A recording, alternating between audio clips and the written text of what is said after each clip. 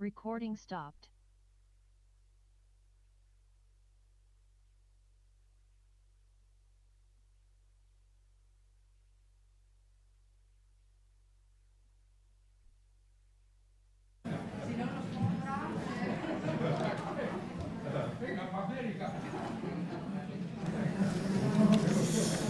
Bien, buenas tardes. Vamos a continuar con la conferencia de clausura. Sí. Y para mí es un placer presentar al doctor Kenneth Castro. Su currículum vitae realmente es muy extenso, es impresionante, lo pueden consultar en internet. He visto alguna versión de casi centenares de páginas, casi. Pero yo de su formación destacaría que es especialista en medicina interna, infecciosas y epidemiología, ¿no? Ha trabajado en los CDCs durante 31 años y ha sido director de la división de VIH-Sida en los años 2013-2014 y allí dirigía un equipo de 700 profesionales de salud, ¿no?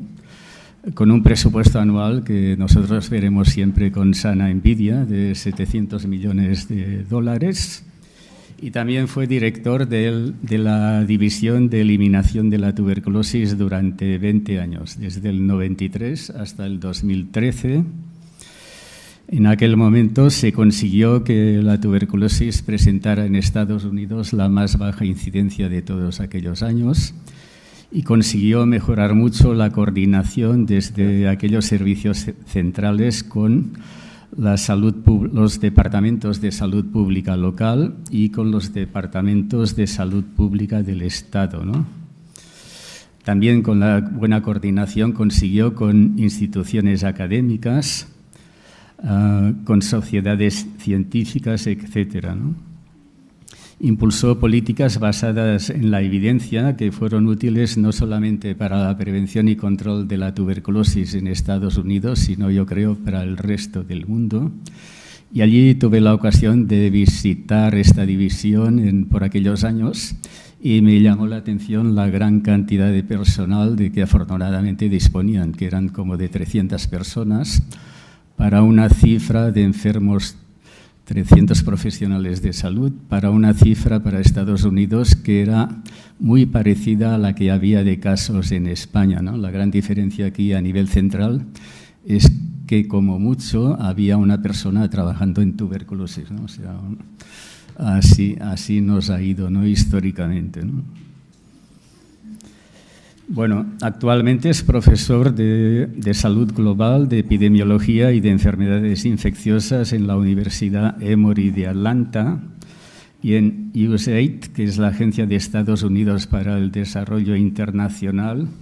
Es asesor para tuberculosis y para COVID. Últimamente tiene también gran experiencia en la COVID.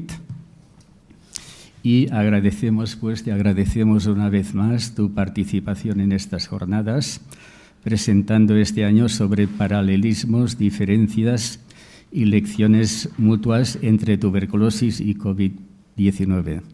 Cuando quieras, como comentabas, habría una presentación de 20 minutos y después tendremos amplio tiempo para preguntas, para discutir. Creo que será muy interesante. Preparen, pues, posibles preguntas. Gracias. Gracias. Bueno, 3 comentarios de preámbulo. Primero, agradecer la oportunidad a Joan. Este es el 25 aniversario de plata de estas jornadas. Yo creo que he participado por lo menos en 6 de ellas a través de los años y siempre es un placer. Me ha dado la oportunidad de dar mi primer viaje internacional desde que comenzó la pandemia. Mi último viaje fue a la India en noviembre del 2019. Segundo, espero no decepcionarlos porque lo importante ya se ha dicho. Les felicito porque la calidad de las ponencias que hemos visto a través de los últimos 2 días, comenzando desde la primera vez y terminando con esta última sesión, mucho de lo que voy a presentar hará eco y repasará esto y no, en realidad no hay nada nuevo bajo el sol, como dicen. A ver si esto avanza. Hablaré sobre las semejanzas, las diferencias en la propagación, espectro clínico e intervenciones. Utilizaré datos provenientes de la Agencia de Desarrollo Internacional de Estados Unidos en base a unas encuestas que se hizo en 23 países de alta carga de tuberculosis. Reflexionaré sobre elecciones mutuas y oportunidades futuras. También tengo que declarar de que este es un marco de referencia que estoy utilizando basado en una publicación en marzo del 2021. Para fines del año 2020 me inquietó y llamé a dos de los tutores, a Phil Hopewell y a Lee Reisman, y dije, oye, esta gente de COVID está reinventando la pólvora y no, como que no aprenden nada de lo que hemos aprendido en tuberculosis. Y los convoqué y entonces escribimos esta perspectiva y este es el marco de referencia que estoy utilizando para la presentación de hoy. Comenzamos con las semejanzas o paralelismos entre ambas condiciones. Primeramente, aun cuando costó un poco de trabajo reconocer que el SARS-CoV-2 es una enfermedad que se transmite por vía de aerosoles. Inicialmente era todo el lavado de manos, la contaminación, etc. Hoy día se reconoce de que se transmite por vía respiratoria, al igual que el Mycobacterium de tuberculosis. La transmisión por partículas contaminadas sí se da con el SARS-CoV-2. Es excepcional en el caso de la tuberculosis. Durante necropsias hay un caso donde estaban irrigando un absceso de tuberculosis y se aerolosió el bacilo, cayó en los ojos. O sea que es sumamente excepcional y en el campo de tuberculosis no pensamos en las fomitas como fuente de contagio. La enfermedad pulmonar predominante para ambas, no exclusivamente, como hemos visto a través de los últimos 2 días.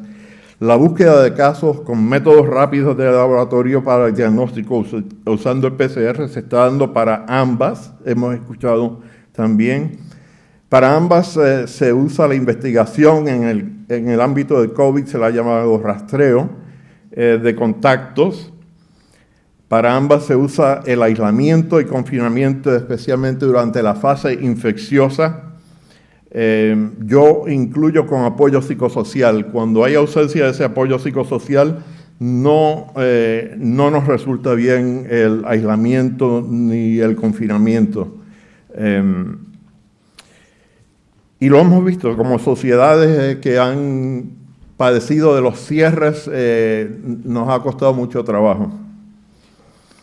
El efecto importante de los determinantes sociales se hace incrementalmente patente en el caso de SARS-CoV-2 o COVID-2 y definitivamente la tuberculosis para mí es un marcador de pobreza.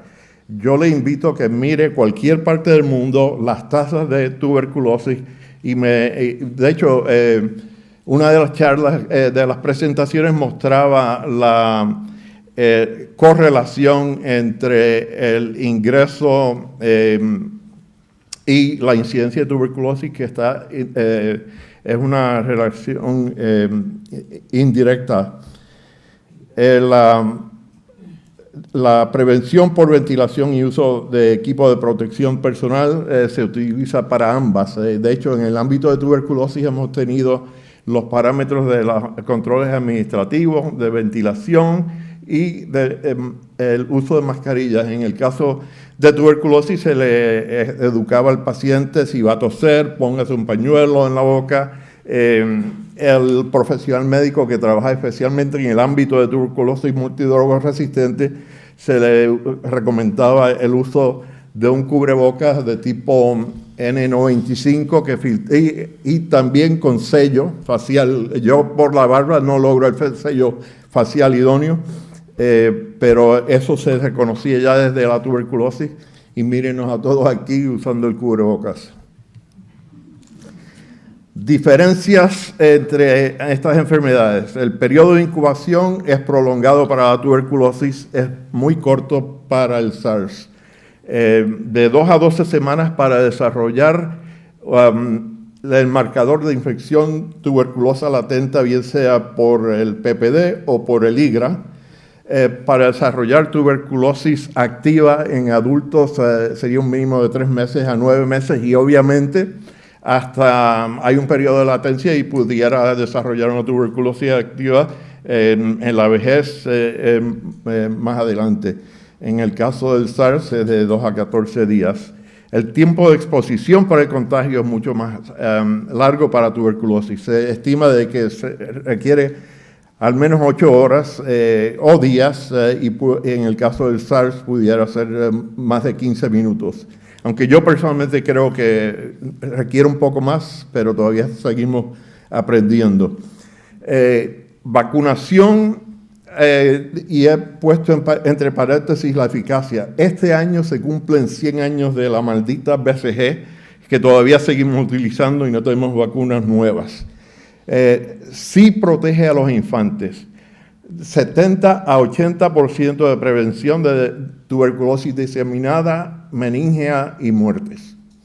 En el caso de adultos, en metaanálisis se ha estimado de que de 30 a un máximo de 66% de los adultos pudieran ser protegidos de la forma pulmonar y eso no contaría con eso como una protección.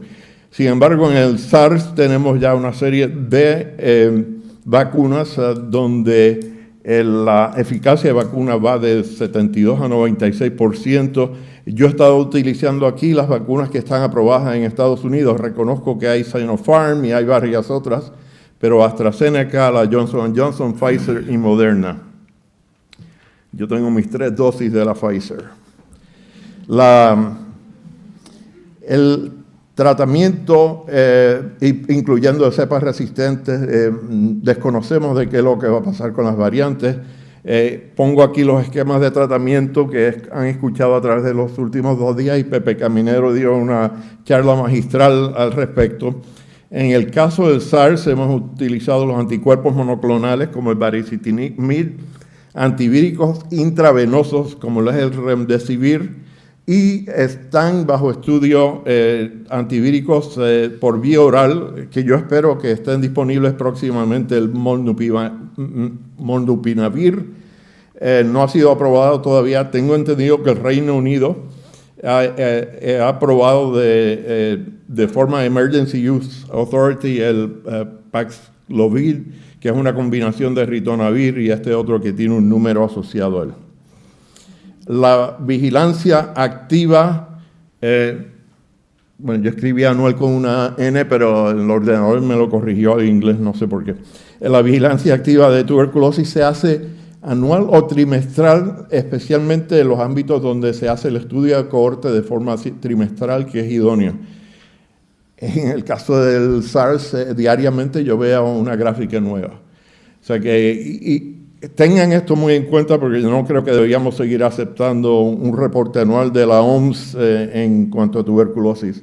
Genotipado poblacional está disponible, escuchamos unas tremendas charlas aquí. No se hace uso rutinario para la tuberculosis, sin embargo, en el SARS y en la pandemia sí se usa para mostrar mapas de las variantes existentes en las diversas partes del mundo. El tratamiento preventivo, he enseñado aquí los esquemas que utilizamos para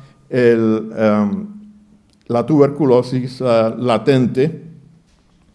Existe la posibilidad que anticuerpos monoclonales en la fase temprana o antivirales por vía oral pudieran tener una eficacia en tratamiento preventivo del COVID-19.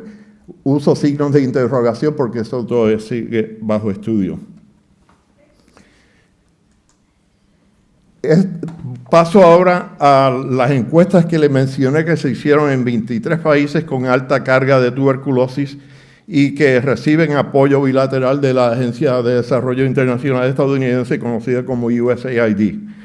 En esta encuesta, y dicho sea de paso, contestaron todos los países.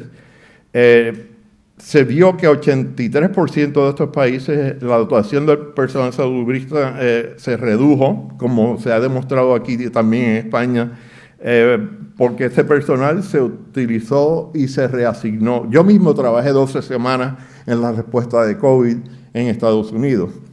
El cuidado de pacientes hospitalizados con tuberculosis drogoresistente, 57% de los países reportaron una reducción en el número de camas disponibles para pacientes con tuberculosis drogoresistente, no necesariamente MDR, debido al uso de estas camas para pacientes de COVID-19.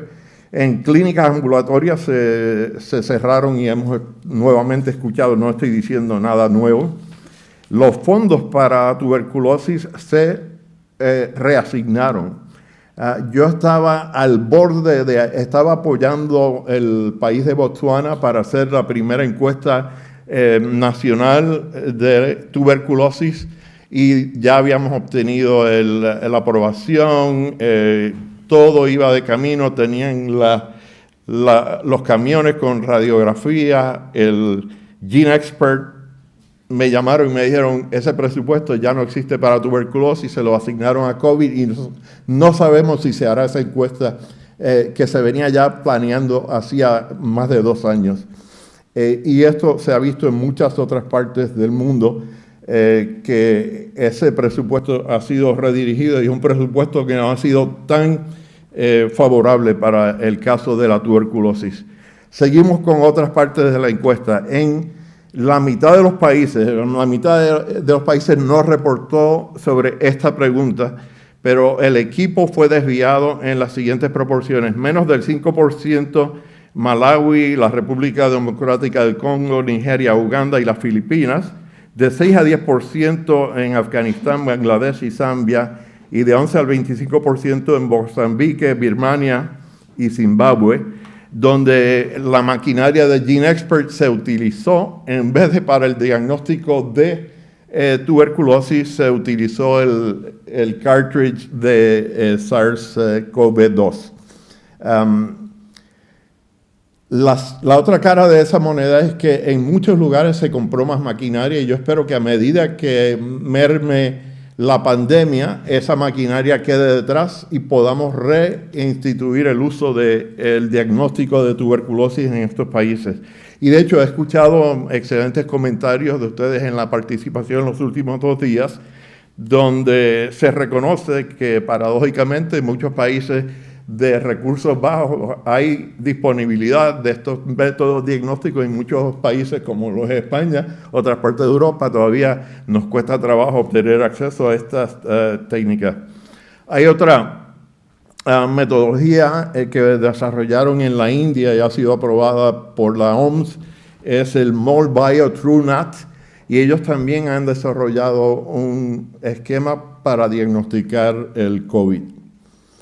Y por último, de esta encuesta, comparando el cambio en notificación de tuberculosis entre el año 2019 y el 2020, vemos en verde en Camboya, Vietnam, un cambio de menos del 10% en la notificación.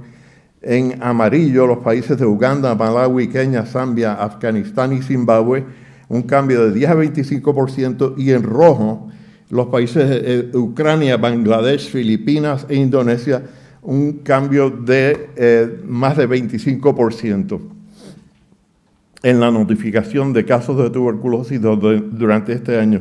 Dicho sea de paso, estos son datos que compartió conmigo Sherry Vincent, quien dirige la división de tuberculosis, y no han sido publicados. Ella sí presentó estos datos en la Sociedad Americana de Medicina Tropical e Higiene a fin del año pasado. Un ejemplo de implementación de pruebas para diagnóstico bilateral o simultáneo en lugares como India es que, si ven el esquema de mano izquierda, un paciente que llega con tuberculosis a atención médica se le hace una prueba automática para el COVID y en base a los resultados se determina qué es lo que hay que hacer. Si por el otro lado llega un paciente con sintomatología de COVID, a esa persona se le hace en estos lugares de la India un cribaje para la tuberculosis y en base a los resultados también se le da tratamiento adecuado. Y se ha promulgado el concepto de diagnóstico bilateral en países de alta carga de tuberculosis, porque sabemos de que muchas personas se presentan en medio de la pandemia con sintomáticos respiratorios y pudieran tener tuberculosis en vez del COVID. Y si estamos solamente enfocándonos en un lado, es como, yo no sé si acá usan la palabra gringolas, que se le ponen a los caballos en las carreras. Es como el caballo que corre con gringolas y no ve la visión periferal lo que está pasando. Esto ya se ha dicho tanto que voy a saltarla. Aquí quiero compartir con ustedes algunas observaciones y que son en forma de crítica que discutí con Phil Hopewell y Lee Reichman. En el 1966 se dio un brote de tuberculosis en un navío naval que se llamaba el USS Richard Byrd. Hubo un caso índice con tuberculosis y 7 otros marinos que desarrollaron la tuberculosis. Ellos hicieron un estudio que incluyó no solamente el cernimiento de todos los miembros de la tripulación, de los cuales hubo 308, 45.5% dieron un PPD positivo, y como eran marinos se les hacía un PPD anual, así que eran todos una conversión dentro de un rango de un año. Ellos habían estado en alta mar por un periodo de meses, así que asumen de que esto era un indicio del contagio, además de que hubo 7 otros casos de tuberculosis.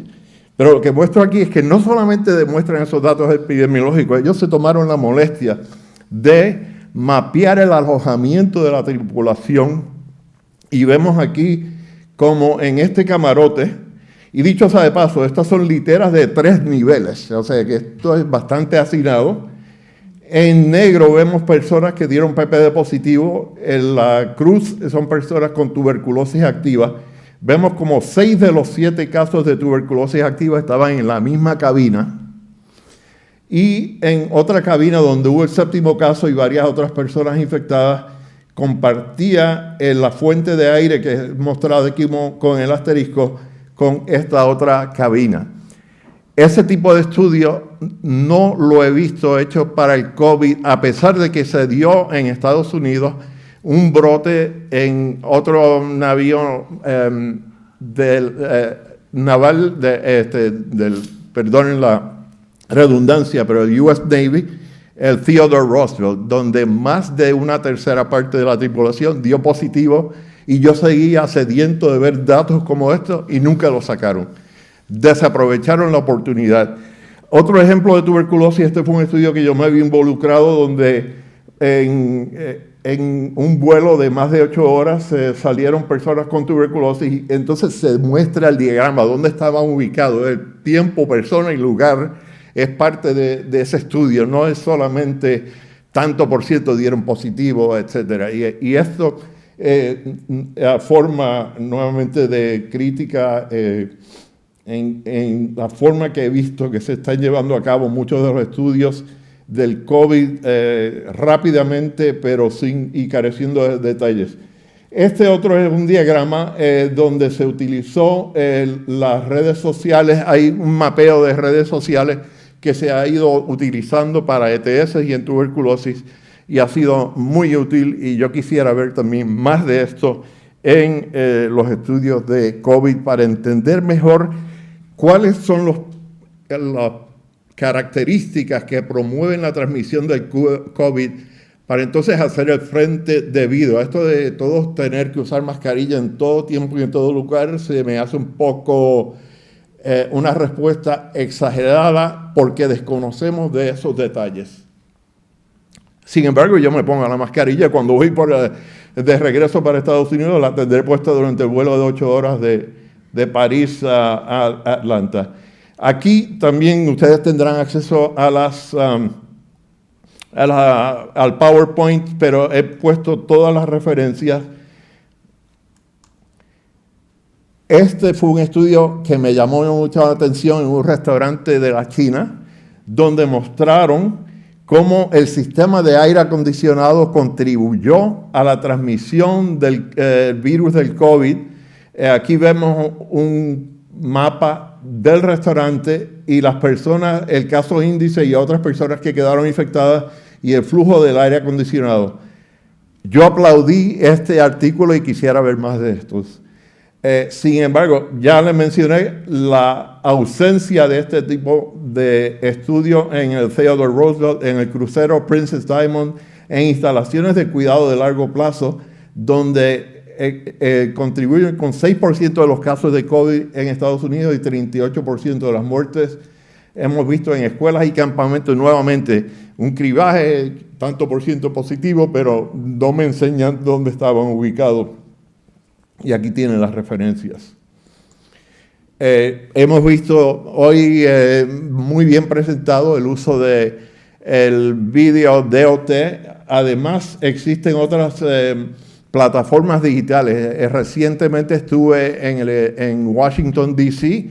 Tan pronto aterricé, me salió un mensaje: ¿quieres ser parte del monitoreo que hacemos? Porque te dejamos saber si has estado expuesto al COVID. O sea, son plataformas que te tiran y si las aceptas puedes descargarlas en el teléfono móvil. Esto no se ha utilizado en la tuberculosis y yo creo que nos pudiera ayudar de sobremanera, porque el trabajo de investigación de contactos es laborioso.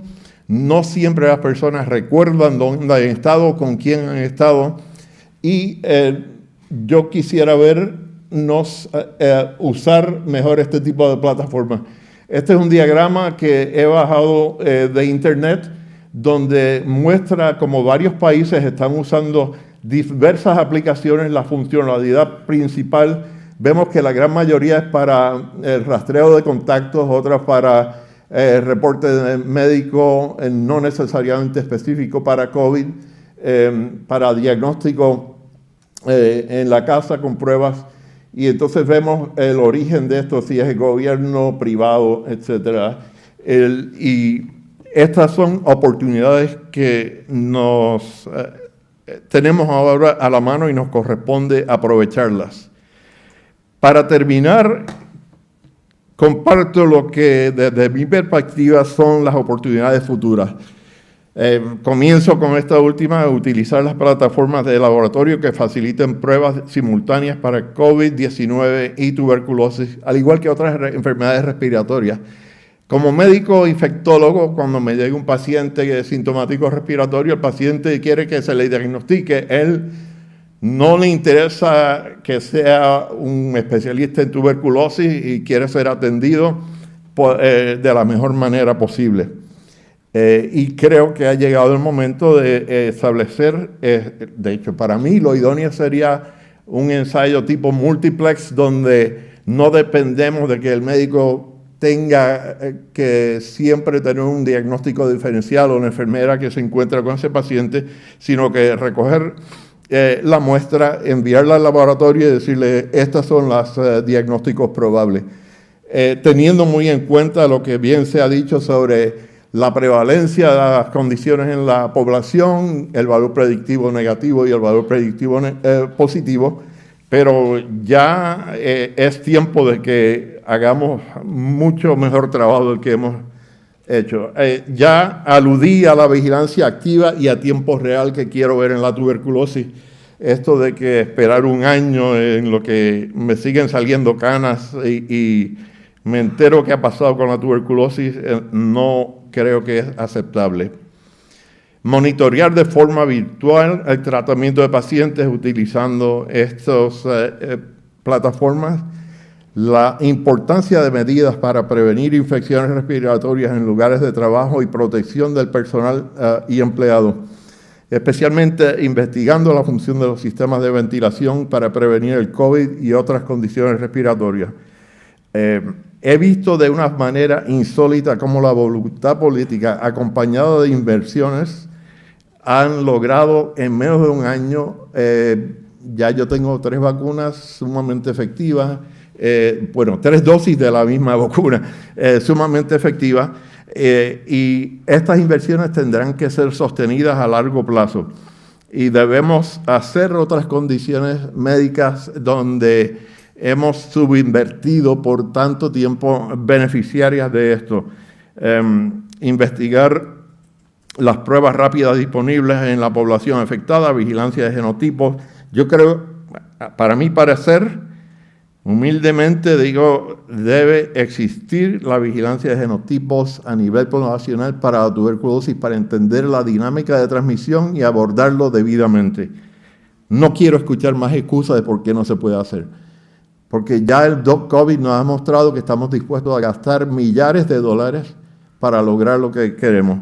Y sin embargo en la tuberculosis hemos adoptado esa mentalidad de pobreza. Como soy pobre no puedo aspirar mucho más y yo creo que eso tenemos que dejarlo a un lado. Necesitamos, como bien dijo Manuel, el personal suficiente, capacitado en todos los aspectos, inclusive la investigación de contactos, usando tecnología moderna para agilizar estos procesos y balancear la preparación y respuesta a futuras pandemias y la necesidad de seguir acelerando el progreso hacia la eliminación de la tuberculosis. La OMS tiene, y los objetivos del milenio, el NTB Strategy, y no lo vamos a lograr a menos que ganemos el terreno perdido y aceleremos. Entonces termino con una cita que se le atribuye a Winston Churchill cuando terminaba la Segunda Guerra Mundial. Nunca dejemos que una buena crisis se desaproveche. En el caso de la crisis del COVID, tenemos que aprovecharla. Como infectólogo digo que tenemos que ser tan oportunistas como los microorganismos con que trabajamos. Gracias por su atención.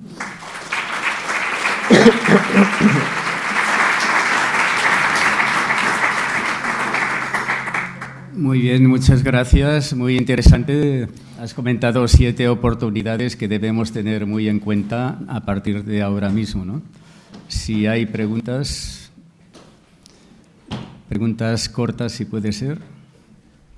Sí, ¿se oye bien? La verdad es que es un privilegio poder escuchar al doctor Kenneth Castro, porque bueno, la experiencia de él nos puede servir mucho. Una pregunta un poco general, y piensa que precisamente a partir de esta crisis que hemos tenido, pandemia, no solo tener a lo mejor disponer de más aparataje que se haya podido comprar para hacer experts, sino podrá salir algún punto optimista de mejor presencia o coordinación entre los servicios de salud pública, más presencia social, salud pública, microbiología, atención primaria, como el doctor Luis Linares decía, que también es comunitaria y hospitalaria, que quede de manera estructural. Y después, esa es la pregunta, después una pequeña comentario o simplemente aportar una cosa sobre las oportunidades de investigar.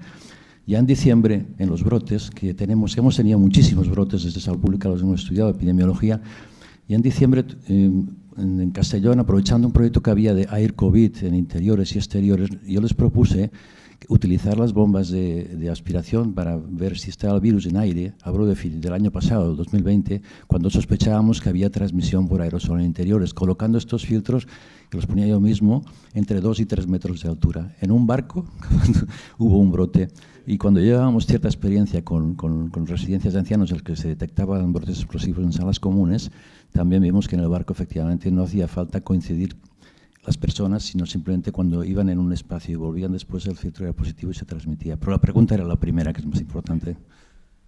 Gracias, Juan. Completamente de acuerdo en que es indispensable tener un esfuerzo multisectorial. No va a ocurrir espontáneamente. Tenemos que exigirle a las autoridades de que esto que se ha puesto en marcha se mantenga, movilizar a la sociedad civil para que también, cuando yo escuché a Pepe Caminero ayer hablar sobre la situación de España y la ausencia de la rifamicina, esto es para que la gente esté gritando en la calle y diciendo esto es intolerable e inaceptable. Yo que he trabajado desde que me formé como médico internista, yo me gradué de medicina, aquí declaro mi edad, en el año 80. El SIDA se describe por primera vez en verano del 81, o sea que yo cuando era interno y residente estaba tratando pacientes con pulmonía bilateral debido a neumocistis. John andaba por edad por New York en aquellos tiempos también y él podrá dar fe de esa realidad que encontramos en aquel entonces. Traigo esto a colación porque es importante entender de que se dan oportunidades, existen incertidumbres, tenemos que aprender de ellas, y en aquel entonces fue la comunidad de activistas lo que movilizaron de que el FDA se estaba retrasando mucho en aprobar antirretrovíricos y que esto no, mientras usted estudia la eficacia, mis amigos y mi familia siguen muriendo. Y de hecho hicieron unas protestas sumamente dramáticas. Yo recuerdo haber ido a un congreso donde tiraban pinturas rojas simbolizando la sangre que derramaba el FDA. O sea, un drama, pero contundente, y funcionó. Y yo creo que debemos apelar a gente que sea inconforme y que exija a las autoridades que hemos puesto a gobernar.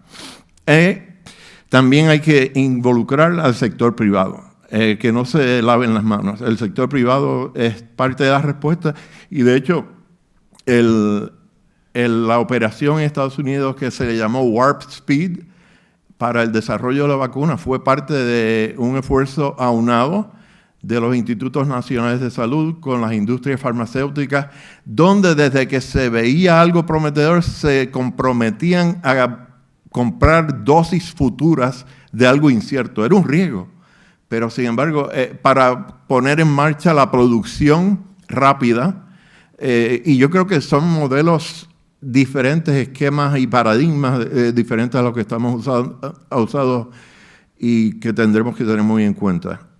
También reconozco de que los que trabajamos en salud pública tenemos una característica, somos patológicamente optimistas.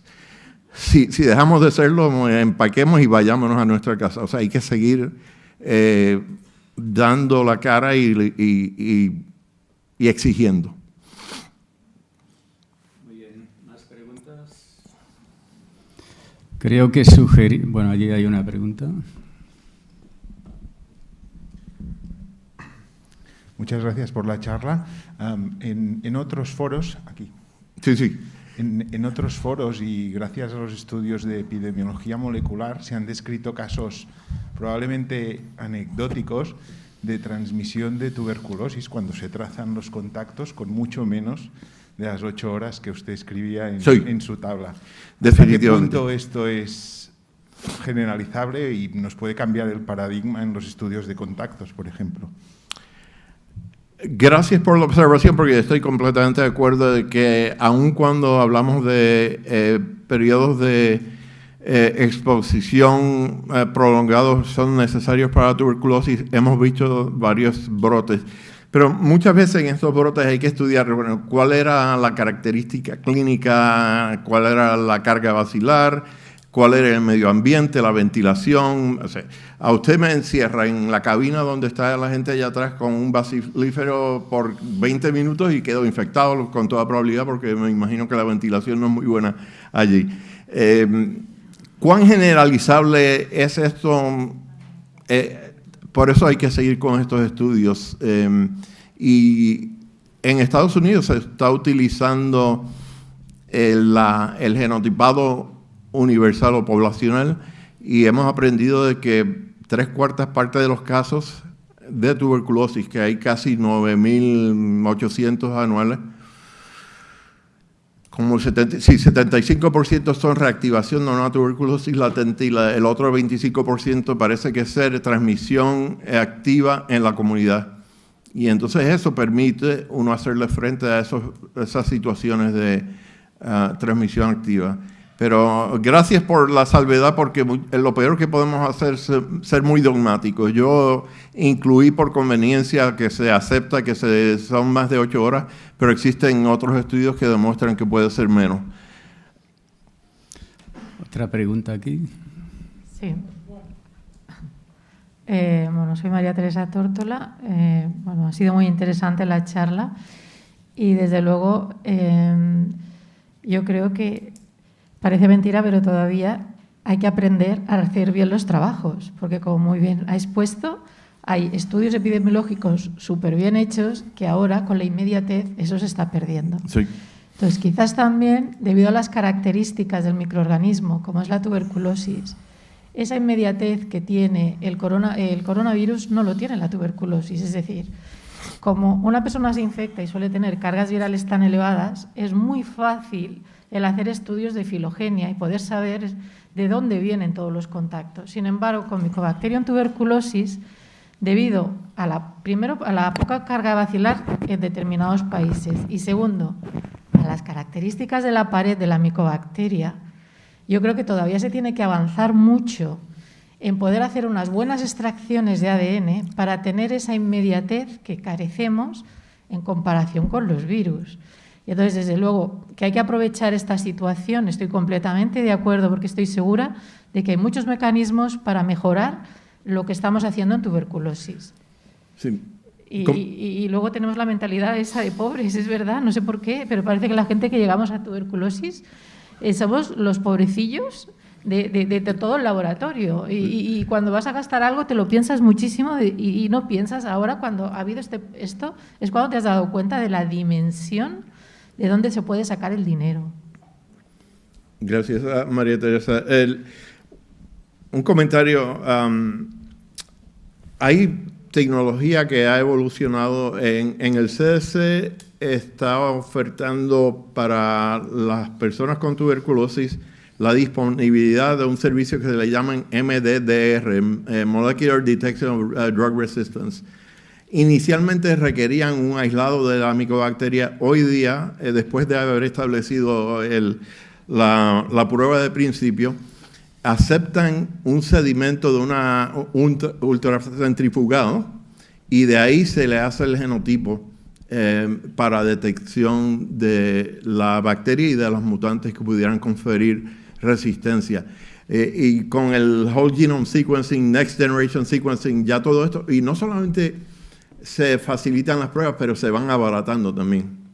Lo que antes valía una millonada, hoy se consigue en $100 en muchos lugares. Muy bien, Xiaoma Oye. ¿Hay alguna evidencia de la transmisión por fomites? Porque yo no lo he visto en ninguna parte. Para el coronavirus, para la tuberculosis sí, pero hay como toda esta histeria. El otro día yo estaba en una pastelería y la señora que le iban a dar, dice, no me dé el cambio del dinero de este señor, porque yo pagué con un billete. Pero no, porque hoy todo el mundo paga con tarjeta. O sea, ¿no? ¿Qué es el cambio? Mire, yo creo que estos son extrapolaciones de otros coronavirus, de la gripe, etcétera, donde se acepta más el papel que juegan las fomites. Yo no puedo descartarlo por completo, pero creo que a principio de la pandemia se exageró. De hecho, le costó mucho trabajo. Cuando me reuní con Phil Hopewell y Lee Reichman, todavía no se había publicado un artículo que dijese que claramente de que esto era un virus que se transmite por aerosoles. La OMS a estas alturas todavía le cuesta trabajo decirlo, como que piensa que va a perder un poco de credibilidad cuando han puesto toda la apuesta en lo otro. Yo creo que hay que tener cuidado, pero yo soy uno que ya casi no uso el hand wash y sí me uso la mascarilla. O sea, es buena idea tener las manos limpias, eso lo decía mi abuela. O sea, Muy bien, ¿más preguntas?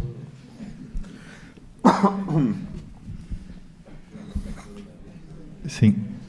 Yo quería preguntarte por la geolocalización. Es decir, yo creo que uno de los grandes fracasos de la pandemia ha sido, todos conocéis Radar COVID, 8 millones de euros a la basura, y eso multiplicarlo por todos los países.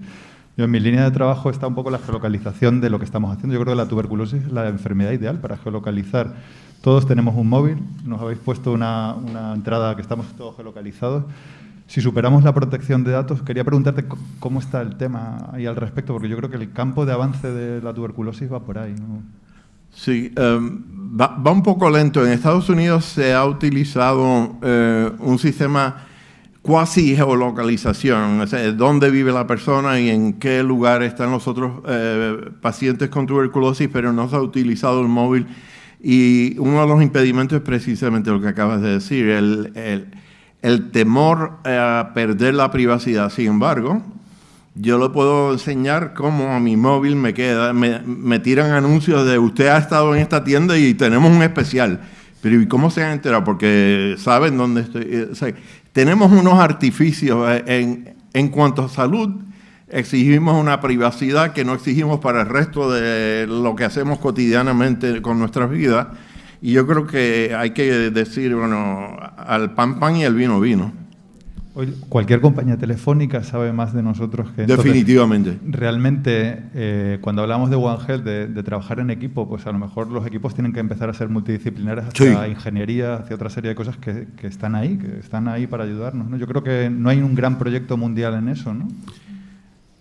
Y si lo hay es en papel sin recursos. O sea que ese es parte del problema y tenemos que entonces volver a retomar todos estos proyectos que se tienen sobre el tintero y decir, bueno, ¿dónde estaban los recursos para esto, para echarlos hacia adelante? ¿Qué pasa? Yo creo que en COVID aquí este tema ha fracasado, ¿no? Ha fracasado absolutamente, lamentablemente diría yo. Y en tuberculosis el gran hándicap es que habría que hacer un seguimiento de mucho tiempo, ¿no? Y esto es más complicado, ¿no? Sí, y bueno, hoy día con los esquemas de tratamiento para infección tuberculósica latente acortado se le pudiera dar seguimiento a toda persona infectada, ofrecérselo. Y sí, tenerlos bajo una cuasi vigilancia, si se enferma, déjenos saber. Nosotros, hay sistemas que puede hacer como en inglés le llaman un cross-registry match, donde puedes tener los nombres de las personas con tuberculosis activa y compararlos con los contactos. Pero esto requiere tiempo, permisos, pero sí se puede hacer. Muy bien. ¿Alguna pregunta más? Pues quizá... Oye, a felicitarte porque en realidad esto ha sido un lugar donde las ponencias fueron uniformemente excelentes. La planificación y siempre es gusto estar por acá. No, gracias. Pero tenía una última pregunta, ¿eh? A ver. Tú has sugerido... Le contesto en español castizo, joder. Bueno, pues yo digo sibilinamente, creo que has sugerido que la OMS debería publicar un informe no anual, sino con más frecuencia, ¿no? Sí. El problema que hay es que seguramente pues, se considera que es poca prioridad tiene la tuberculosis y además si miramos en España el último informe que habrá publicado cualquier comunidad autónoma o el Ministerio de Salud sobre tuberculosis es nada menos que yo sepa de hace 3 años o más, ¿no? Entonces, bueno, esto viene a raíz de lo que comentas tú de la voluntad política, ¿no? Sí. ¿De qué forma nos puedes sugerir tú de influir en los políticos para que tengan más voluntad y prioricen temas de prevención y control, no solo de tuberculosis, sino de VIH-Sida, COVID, etcétera, etcétera? Gracias, John.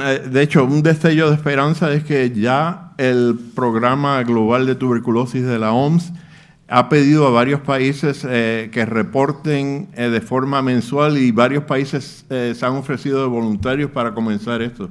La que dirige el programa anteriormente era Mario Raviglione, hoy día es Teresa Caseva y ella está próxima a comenzar a publicar algunos de los datos con retroalimentación corta. De hecho, este reporte que ha sido compartido con ustedes, el último, ha sido el más escueto que han escrito. Casi siempre es un libraco de 120 páginas. Este tiene como 50 páginas con todos los anejos incluidos. Es bien breve y yo creo que eso es lo que tenemos que utilizar información con la cual podemos actuar de forma precoz o tiempo real. Pero la buena noticia es que ya he visto que la OMS ha comenzado a dar pasos y no recuerdo cuántos países, pero voy a decir una cifra y quizás me arrepienta, pero creo que casi 80 países ya habían dicho que estaban dispuestos a proveer datos. Ahora, una cosa es la promesa y la otra es el dónde están los datos, pero sí, ya van por ese camino.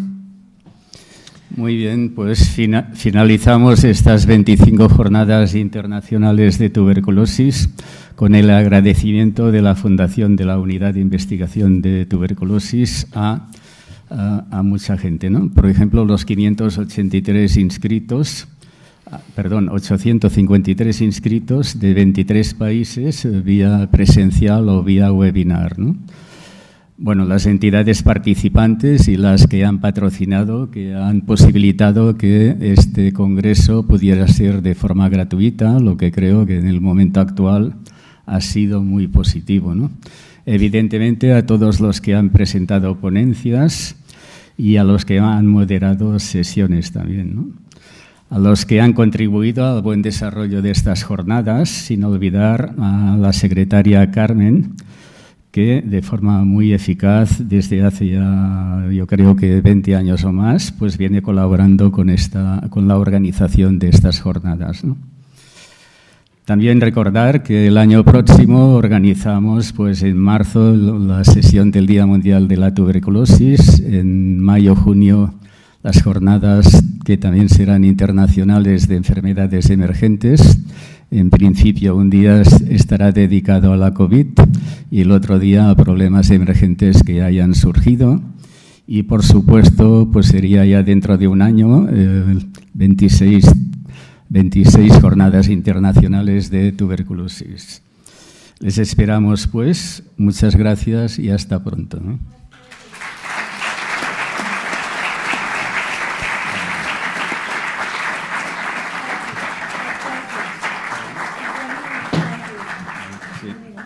Bueno, me recuerdan, lo que pasa no lo había acabado de decir porque lo hemos de publicar, pero en principio lo publicaremos en nuestra web en 1 o 2 semanas. Y es que, como el año pasado, daremos los premios, 3 premios de 2.000 euros, deduciendo impuestos por esto. A las 3, bueno, los impuestos no son para nosotros, ¿eh? A las 3 mejores tesis doctorales que se hayan presentado este año sobre tuberculosis, ¿eh? Entonces, bueno, vayan, si tienen algún candidato, pues que vaya preparándose para presentarse a esta convocatoria. Y, bueno, en marzo pues daríamos estos premios y pediríamos a los premiados que presenten su tesis, ¿eh? Muy bien, hasta pronto.